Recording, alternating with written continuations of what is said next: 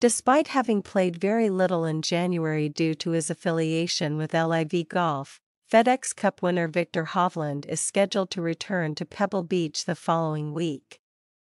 It doesn't seem like Adrian Meronk's move to Saudi Arabia will force Viktor Hovland to leave the PGA Tour in 2024, despite rumors of a possible transfer to LIV Golf. Insider Matt Fisher of Mr. Short Game had raised doubts about Hovland's future, claiming that the Norwegian's impending move to LIV was the reason for his recent absences from the PGA Tour and DP World Tour. For Viktor, where has he been and why hasn't he been playing? He wasn't out in the desert playing in Dubai, he also hasn't been on the PGA Tour at the American Express, and he is not at the Farmers Insurance Open, Fisher claimed. He is missing from several important events, including the PGA Tour and the DP World Tour.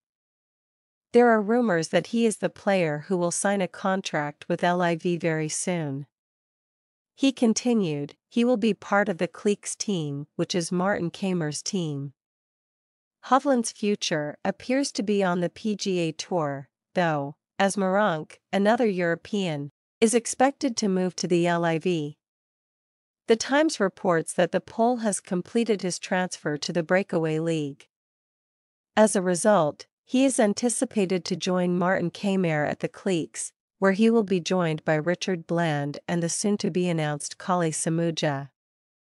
Numerous reports have also suggested that Englishman Tyrrell Hatton could be set to follow in these footsteps too, despite recently ruling out the move at last month's Dubai Desert Classic.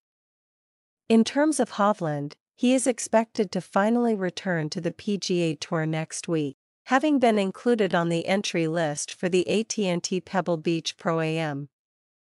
In an interview with 4 last month, the FedEx Cup champion had previously ruled out the possibility of him switching to Saudi Arabia. Regarding LIV Golf, he remarked, "I don't think their product is that great.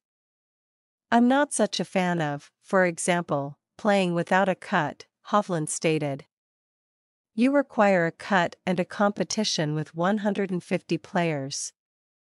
You're out if you don't perform well enough. It seems to improve the edge of your game in some way. I don't believe my golf game would have improved if I had attended LIV." And that's kind of the end of the conversation. But Hovland was unreserved in his criticism of the PGA Tour's leadership for how they handled the ongoing peace agreement with Saudi Arabia's Public Investment Fund.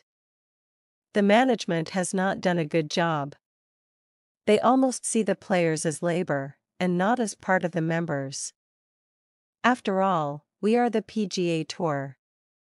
Without the players, there is nothing," he added. "When you then get to see what happens behind closed doors, how the management actually makes decisions, which are not in the players' best interest, but best for themselves and what they think is best,